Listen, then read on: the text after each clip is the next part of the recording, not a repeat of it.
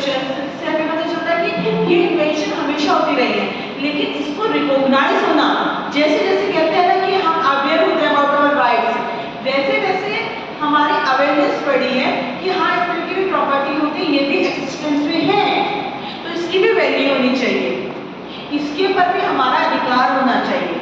So the property that is arised just because of your intellectual, that is called intellectual property। और अगर कानून ने उस property को कानूनी तरीके से आपको उसके ऊपर जो अधिकार है, that is intellectual property right।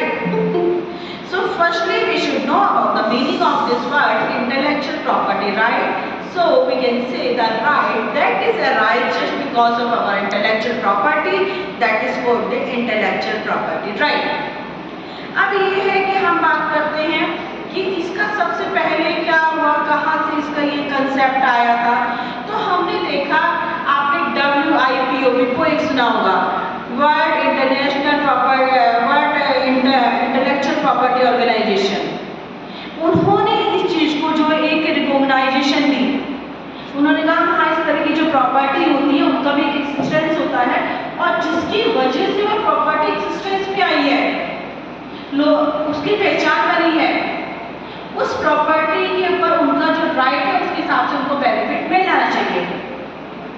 इसके लिए उन्होंने क्या किया, WIPO ने अपनी जो इसके ऊपर रिकॉग्नाइजेशन दी थी, उसके बाद धीरे धीरे, चूंकि इंडिया भी उसका एक मेंबर था, तो इंडिया में भी क्या था, आपका धीरे धीरे जो आपका था वर्ल्ड इंटेलेक्चुअल प्रॉपर्टी के ऊपर धीरे धीरे लोगों ने इसकी इंपॉर्टेंस को समझना और जानना शुरू कर दिया।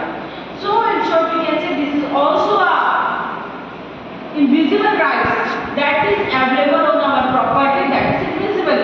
चाहे वो इन्वेंशन से रिलेटेड हो सकता है, it may be related to the literature, it may be related to the art, it may be related to the particular sign, name, कोई पिक्चर, किसी से भी रिलेटेड हो सकता है। इन सबके ऊपर जो हमारा राइट्स होता है उनको हम कहते हैं इंटेलेक्चुअल प्रॉपर्टी राइट।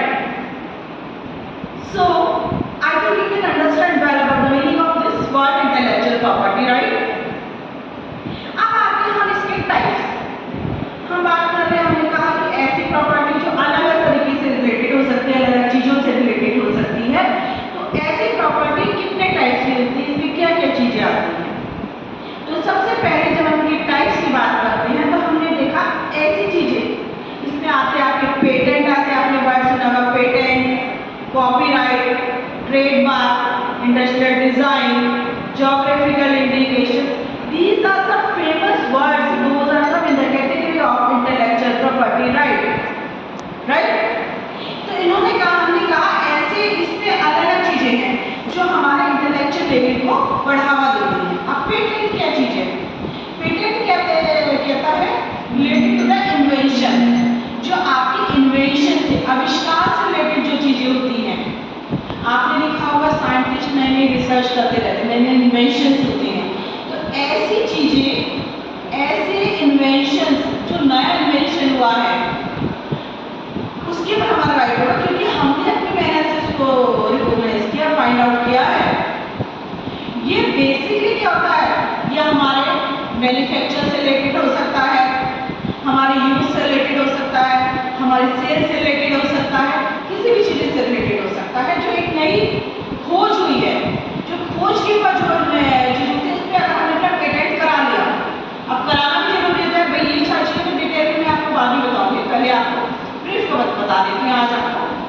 पेटेंट में क्या है कि हमने जो कोई नई रिसर्च करी और उसके बाद हमने अपना पेटेंट करा लिया, जो पेटेंट एक्ट है उसके अकॉर्डिंग रजिस्टर्ड है, तो उसके ऊपर कोई दूसरा क्लेम नहीं कर सकता है। अगर उसने क्लेम किया तो हमारे पास उससे बेहतर राइट होगा, मतलब अगर हमारी खोज है तो उस पर हमारा अधिकार है, उसमें कोई दूसरा नहीं कर सकता है। अब पहले तो क्या होता था कि बेसिकली बाकी चीज़ों में होता था, मेडिकल वगैरह के फील्ड में नहीं होता था, लेकिन अब धीरे धीरे मेडिकल के फील्ड में भी होने लगा है। और ये 20 साल की होती है, एक बार आपने